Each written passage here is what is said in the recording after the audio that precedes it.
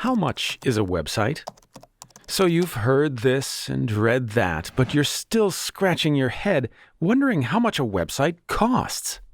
As you can imagine, there's no definitive answer, but we want to give you a better idea so you know which route to take when setting yours up. We're going to show you 3 website building approaches and talk about their pros and cons. So let's start with the easiest one.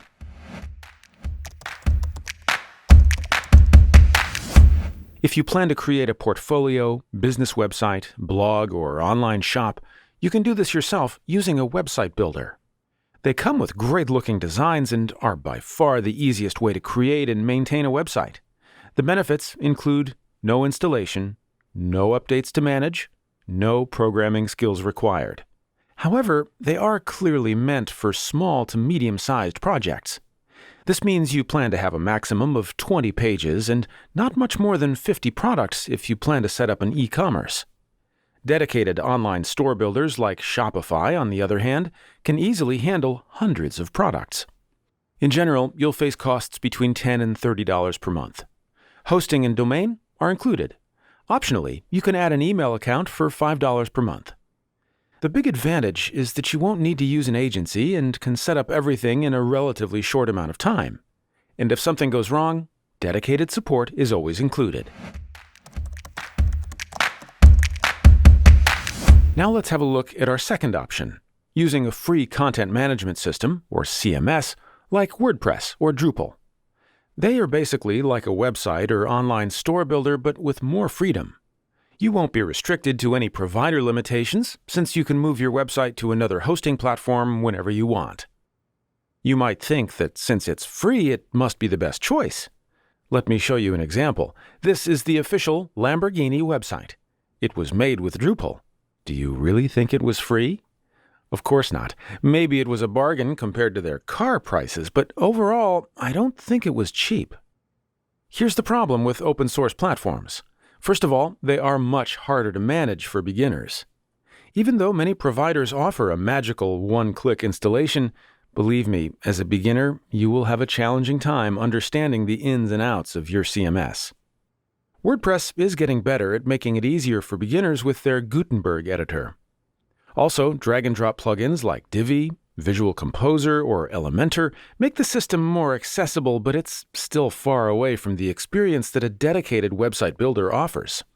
So, what are you actually paying for? You'll need web space and a domain. Depending on the provider, this will start at around $10 per month. Premium templates normally cost about $59. The good thing here is that they normally include direct support for the first year. Keep in mind that the WordPress community only offers forum support. The same counts for premium plugins. Most of them are free, but quite often they cost extra if you want to unlock a premium feature. But money isn't everything. What about time and knowledge? I know it sounds cheesy, but time is money. Obviously, it doesn't really matter when you plan a personal project, but when it comes to business where money matters, you should know what you are doing, or at least have someone on hand who does. What I want to say here is, do you really need to go down the complicated route, or could it be done much easier with a website builder? A professional web developer can create a custom template, but they will charge you more per hour than a website builder does per month. A realistic price range for a smaller WordPress project is around about $1,000 to $5,000 in total, depending on what you need, of course. And that brings us to our third option, DIY, do it yourself, or with the help of a professional. Either you prefer to have full control over your project, or it can't be done with a default solution. You can't create a new Facebook, eBay, or food delivery app just like that. You'll have to start from scratch, and this is expensive. Consulting, designing, prototyping, programming, testing, hosting, and so on all really bring the cost up very quickly.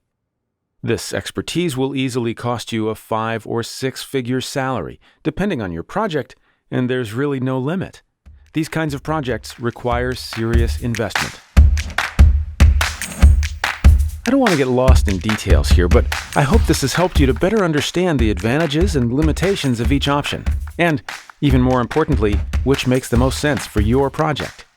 If you have a certain project in mind and still have some unanswered questions, let us know in the comments below. We're happy to help. Thanks for watching.